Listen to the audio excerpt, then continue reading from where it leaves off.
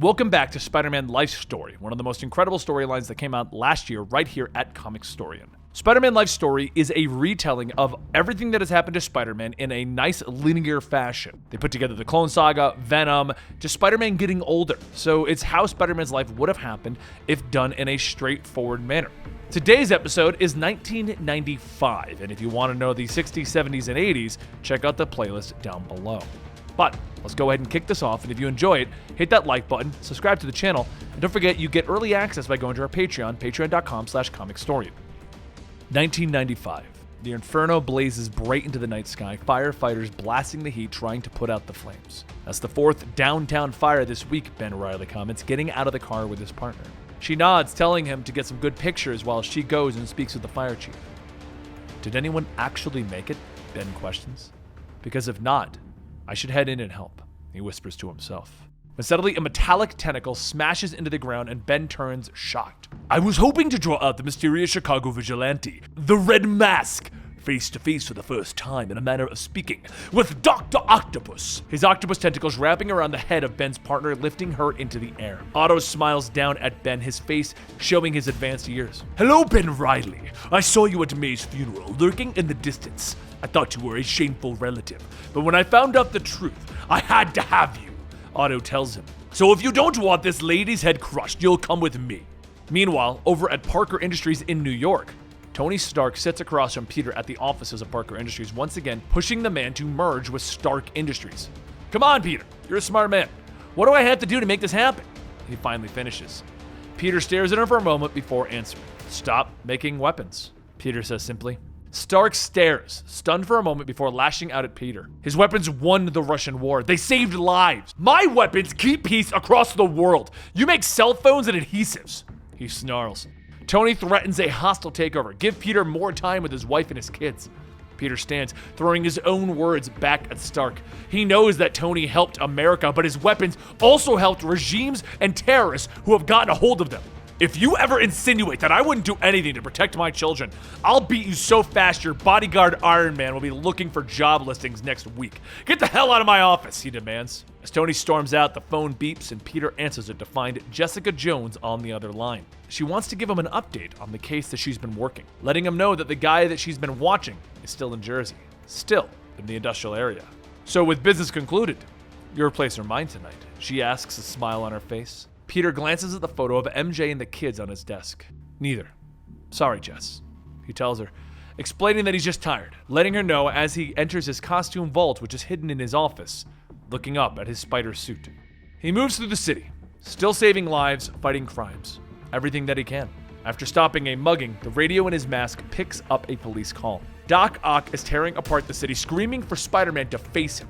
So Spidey swings in, avoiding a bus as it flies through the air. He flips, shooting his webbing, rolling under the large vehicle, and he catches it, feeling the strain on his back and his legs. Doc says I should only catch cars these days, he thinks to himself.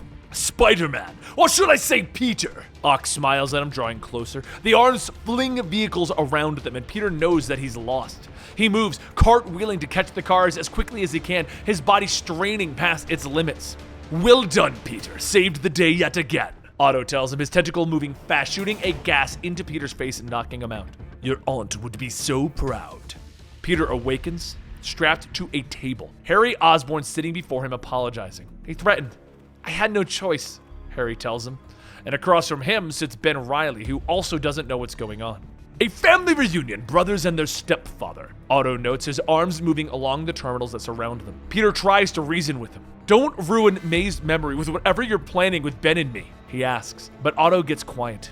May was his everything.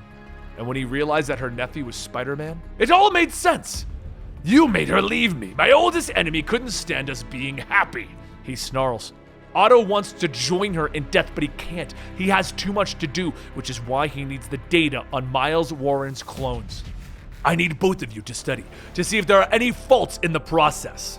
He stares at the screens as he is shocked to learn the truth. Peter Parker is the clone, he gasps. Peter turns to Ben, struggling to tell the man that he had no idea, but anger flashes through Ben Reilly's eyes and he rips himself free, screaming how Otto and every other villain has ruined his life. Ben begins to beat the heck out of Otto, his fist smashing into his face, punctuated by screams of rage. Harry frees Peter and the man pulls Ben off the elderly villain.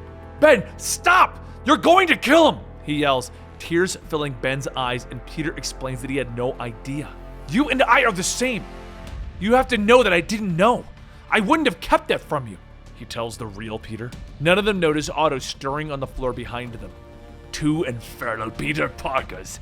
I can still get their secrets from their corpses," he hisses, and a tentacle moves fast, flashing through the air. Ben Reilly leaps out of the way, but the metal end flies towards Peter. Harry jumps in the way, gasping as the blade pierces his chest. "I didn't mean to!" Otto cries, leaping through the window trying to escape.